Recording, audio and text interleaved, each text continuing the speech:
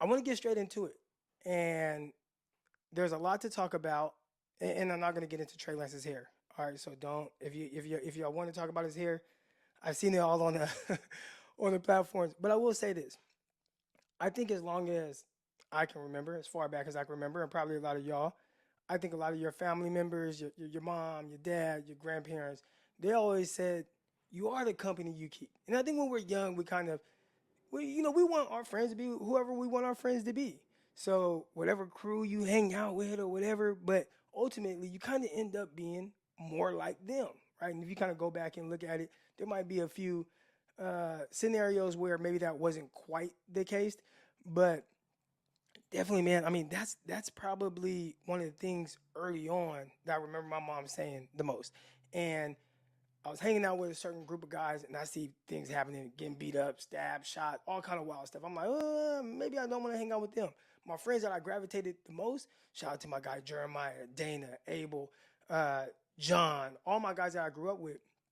I think when I look back and I see all the things that we did, man, we all played college football. We all went to universities, right? Some of us had pro football opportunities, but I ended up being more like them, or more like that group of guys. And as I get older, I think it's even more evident. There's some people that is like, hey man, like I can be cool with you from a distance, but maybe don't hang out as much because we're really not on the same thing. I'm trying to elevate, right? I hang out with my guy Malik Matthews all the time. We went to college together as well. And Malik, he's doing big things, but our conversations are really good. So I want to start by saying you are the company you keep. And I want to bring that full circle, all right?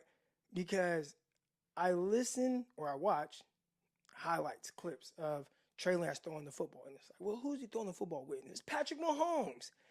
And you see Trey throwing with Mahomes, and I think some people just see like, oh, he's working out with him. But the way I've always looked at it is you are the company you keep. So why is that beneficial for Trey Lance? Obviously, we understand the ramifications of just this offseason for Trey Lance. Man, this is a huge offseason for the kid and what he's trying to do. I mean, ultimately, the team, the players, it's like, hey, man, this is Brock Purdy's team kind of right now.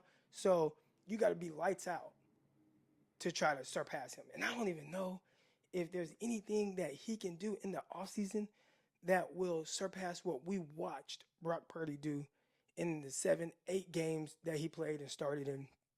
He was really good. He ran the offense efficiently. We'll get more into Brock Purdy, but ultimately, let's stay on Trey for a second and look at where we believe Trey ultimately kind of like needs to get better. And how do you do it? And I think it starts by surrounding yourself with people like Patrick Mahomes, picking his brain, seeing how he throws the ball, asking him, man, how'd you do that? Or how'd you know how to do that? And the more you're around people that are doing things at a very high level, you start to do those same things. I mean, just think about it. Anything that y'all have done, right? Anything. And look at the people that were around you when you were doing it. And see if there's a coincidence there that maybe those people that were elevating you, motivating you on, were on the same thing. And when I look at Trey Lance, a guy that has all the physical tools and talent in the world, he has the smarts, he has the work ethic, he has all that. A lot of it is just knowing or not knowing. And you only know what you know, and you don't know what you don't know.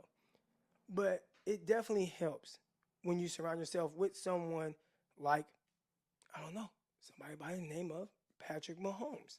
So I think that's something that will be really big for Trey Lance. Just continuing to surround himself and be in the company of guys like that do things at an extremely high level to just kind of understand how does he do it, why does he do it, what's going through his mind. Continue to pick his brain because ultimately this is a very big make or break season as far as for the 49ers and Trey Lance. And we'll get into maybe potential trades and things like that.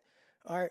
But what are the pros and cons of one, this offseason for him? All right. Again, I started off by saying I think it's kind of Brock Purdy's team. That's what it feels like, right? You hear the guys talk about it, the Debo Samuels or the George Kittles, and we hear our general manager John Lynch and obviously head coach Kyle Shanahan and kind of what they're saying. And they use the term he's the leader in the clubhouse, right? And I didn't really know what that meant, but my guy Brian Peacock, shout out to Brian Peacock, locked on 49ers, myself, Brian Peacock, 5 days a week. But Peacock broke it down. He's like, well, leader in the clubhouse, what I thought, and probably what a lot of y'all thought was, that's, he's the guy. He's the guy. He's the leader. That's who they look to. But really, it's kind of this different term. And I guess if you're not a golfer, you wouldn't know. But I guess leader in the clubhouse means it's just the guy that's ahead right now. And right now, clearly, Brock Purdy is ahead of Trey Lance. And the biggest opportunity that Trey Lance has for him is, well, Brock Purdy, you're hurt right now. You can't throw a football. So I have this entire offseason to try to instill some type of confidence in my coaches, in my teammates, and really have to blow them away. Is there a scenario where that happens? I would say maybe. Probably less likely, just because, that's just really difficult to do, especially without doing it in an actual game. And we'll kind of get into that a little bit later on that aspect of it, right? Like just a guy that, will he get an opportunity in the games, whether it's preseason? Will Purdy start on the pup list or something like that, to where, oh man, like Trey, you actually have regular season games where you can try to win the job. And I think it's a small chance, but there is a legit opportunity there for him if he takes advantage of it. So we've seen guys for the 49ers maybe have opportunities, maybe not be in good graces, and then, okay, work his way back. And next thing you know, oh man, this is a guy that potentially is a long-term starter. And I think a guy that comes to my mind is like Diamador Lenoir. If you guys remember, Diamador Lenoir, like Trey Lance, but not like Trey Lance, but different scenarios. This isn't apples to apples, but he was a starter year one. And after a few games, they ended up going with like Josh Norman and Diamador Lenoir. Did he even play for the rest of the year, his rookie year? It was weird, right? Like he started out the gate. Obviously, there was an injury to Jason Verrett. I think he got hurt against the Lions.